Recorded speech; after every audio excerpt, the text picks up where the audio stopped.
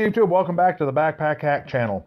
And today's video is going to be something of a different tact as well as a look and sound because I'm not using my regular gear to record this video.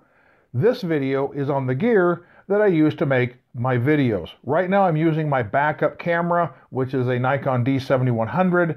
I'm using my backup microphone, and I'm not using my digital voice recorder. I'm actually recording this on my phone. So if it looks and sounds a little bit different than what you're used to seeing, that's why, because my main gear is right in here. I just thought I'd throw this video out because, well, I got a lot of time off from work right now. The weather's lousy, and I thought it'd be a good topic for you to go over. Just to let you know, most of the gear I have now is out of production, but you can probably still find it on the used market. So without further ado, let's get started. My camera gear I keep in this camera case.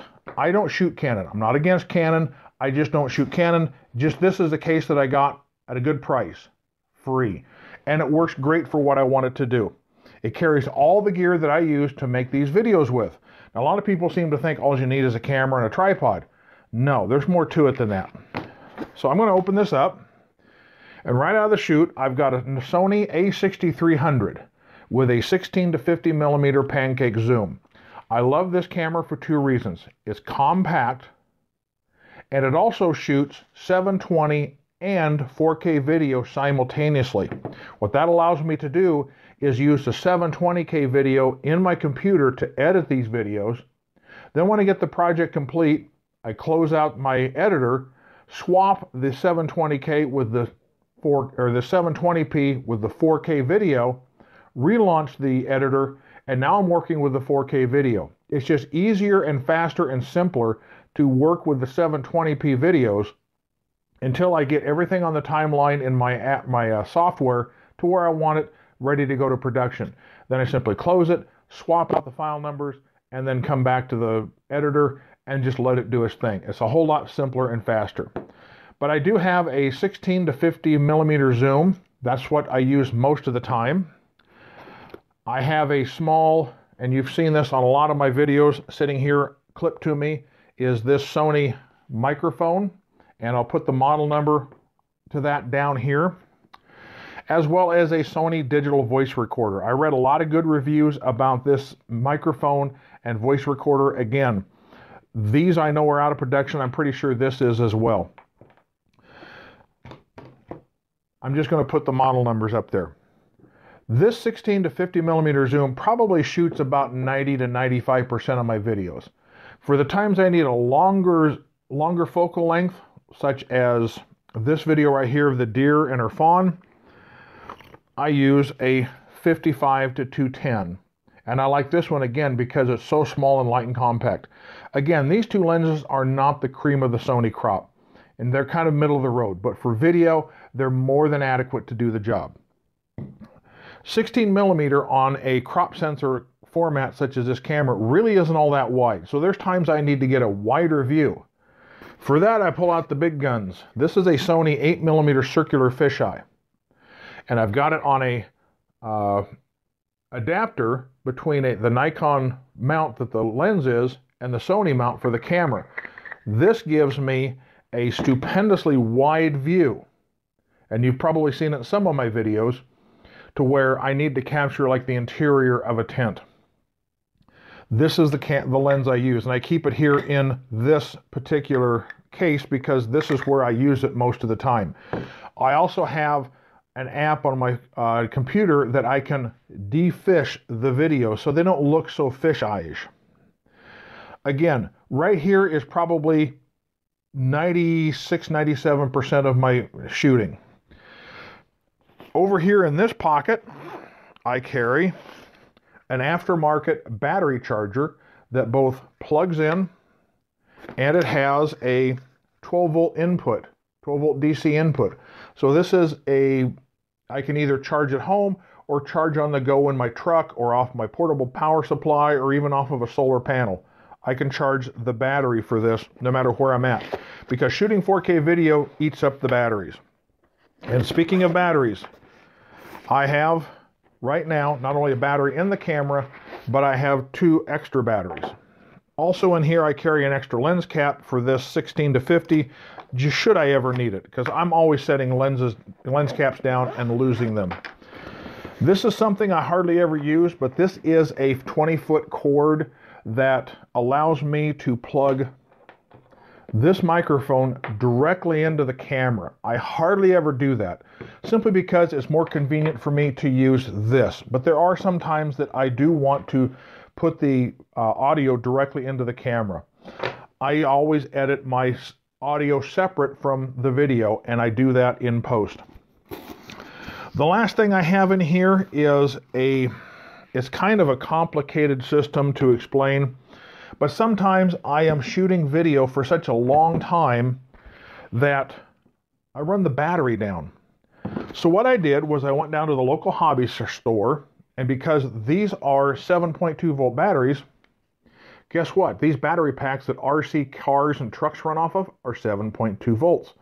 They're just a much higher capacity. I think these are subsea batteries. So I've got like 3 times the capacity in one of these than I do in one of the little ones. So I can shoot for a long, long time. I got this little beverage holder that I can hang this battery off of the tripod with. And then I have got a charger that either plugs in or runs off of 12 volts so that I can recharge this battery with, as well as a custom cord and a battery imitator, I guess. I can take the battery out of this and put this in, and now I can hook it up to this right here, and now the camera will run off of this 3000 milliamp hour battery. I hardly use this as well, but it is a nice system to have simply because it lasts so long. Because the 6300 has a propensity to overheat if you're recording for long periods of time, and it will just shut off. And it's aggravating to get 5 or 10 minutes into recording a video and then the camera shuts off. This prevents that.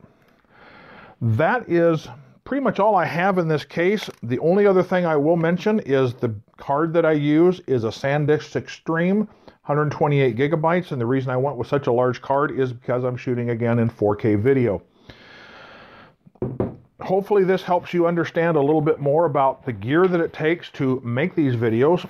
Also, I have an old-fashioned mechanical gimbal that I use panning shots, and you've probably seen some of those in my videos. I also have a Manfrotto. Again, this is probably out of production. This is a Manfrotto 190 XPROB tripod with a, find it here, 804 RC2 3-way head. And this is what I generally use to support the camera with when I shoot the videos. There are other things that I use. Sometimes I will use, because I have a wide variety of Nikon lenses, I use this, and actually this is a Kiwi adapter. It's relatively inexpensive and lightweight. It just snaps onto any, and I got it in a Nikon F-mount because I have so many different Nikon lenses that I can put any of those lenses onto this camera at any time with that adapter. And that way, if I needed something special, such as a really long lens, I can go up to 2800 millimeters if I wanted to. Or I want to get a macro lens to shoot something small, because I have done that, for instance, in how to use a flint and steel. I use my 105 macro lens for that.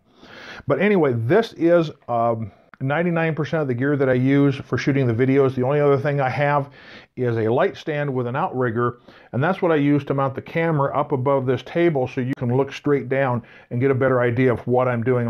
You've seen me do that a lot in some of these videos where I'm shooting straight down, and you can see what's going on at the table as opposed from that camera angle that you're at right now.